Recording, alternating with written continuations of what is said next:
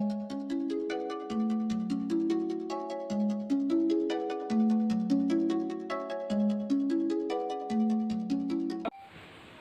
the last class, we just discussed about the concept of point of contra flexure. That means whenever in a bending moment you are having a zero, that means whenever bending moment changing its sign from positive to negative value, then you are having a point of contra flexure. That means in this location, point E, you are having a point of contra flexure. In the last class, we discussed about the how do you locate the point of contra flexure and what is the point of contra flexure. The another name of point of contra flexure is nothing but point of inflection. Now today we discuss about the same problem, how to draw your shear force diagram and bending moment diagram for this problem. Right, first consider, identify what type of beam it is. Right, it is a overhanging beam because the support, beyond the support we are having a beam. This is a reaction, RA and RB, supports RA and RB. You are having RA support and RB support.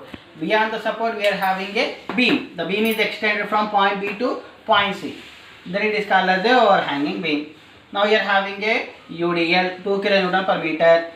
Just only 2 kN, there is no point load. Only you are having a UDL value 2 kN per meter.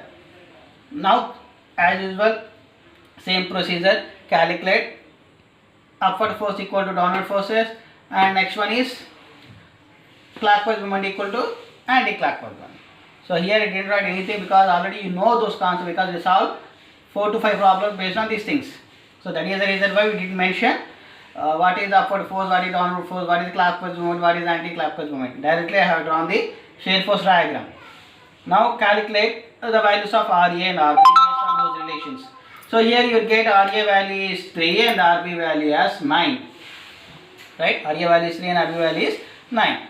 Now based on those things, simply you have to draw the shear force diagram. How do you draw the shear force diagram? First draw a baseline or reference line, whatever it is. Above the baseline positive value, below the baseline negative value, same procedure. So first at point A we are having 3. 3 means positive 3, upward force is positive. So 3 value. Next at point B, from point A to point B, what happened? You are having some UDL value. So it is 3 value and 2 into 4. Convert UDL into point load up to point B. 2 into 4, 8. 3 minus 8 means 5. That is minus 5. 3 minus 8. So 3 minus 8. That means minus 5. Minus 5 means below the reference line. At point B you are having minus 5. Now again at point B you are having 9 kilonewtons. At point B you are having 9 kilonewtons. Already you are having minus 5. Minus 5 plus 9 means, what is the value? Minus 5 plus 9, that is plus 4 value. Plus 4 means above the reference line, so I have projected my value up to 4 units. Right? Next, after that from B to C again you are having UDL. Now convert the UDL into point load. How do you convert to point load? That means 2 kilonewton per meter into 2 meters. Right? This meter get cancelled, you get point load. That is 2 to the 4. 4 kilonewtons you are having. 4 kilonewtons you are having. That means here you are having plus 4 and you are having this 4 kilonewtons. That is in downward direction, minus 4. So that plus 4 and minus 4, 0. So that from point B to point C, you have touched simply a reference line. That is what we call as a shear force diagram. Simple diagram, shear force diagram. Very, very easy. Right? Next, simply you have to move to the bending moment diagram. In bending moment diagram, always at point A is 0 value and point C is always 0 value. Remember, at point A 0 value, point C also 0 value.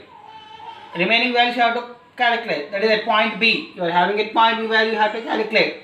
What is the point B value? Force into perpendicular distance. RA into 3. RA value, how much RA value? RA value is 3 and 4. 3 into 4, that is 12. In between you are having a UDL also. That means 12 minus some value. 2 into 4 into some 4 by 2. You will get the value at point B. That is a negative value. So that here in this location you have to change from, that means bending moment diagram changes sign from positive to negative, so that this point is located as a point of contra flexure. Whenever you are having a point D, simply you have to locate that point and project it up to your beam and mark it as a x distance. Now calculate the moment from A point to this x distance, you will get the value of 3. That means your point of contra flexure is located at a distance of 3 meters in this beam. That means your bending moment is changed its sign from positive to negative at a distance of 3 meters in your beam. That is your bending moment diagram. So in this class I didn't explain any what we call any calculation. Simply already you know the calculation. That is the reason I simply explain how to get the value, how you supposed to calculate your bending moment diagram in a simple manner. So here in a concept, that means whenever you are having a, especially overhang beam, you are having a point of contra flexure. Another name of point of contra flexure is point of inflection. Right? Thank you.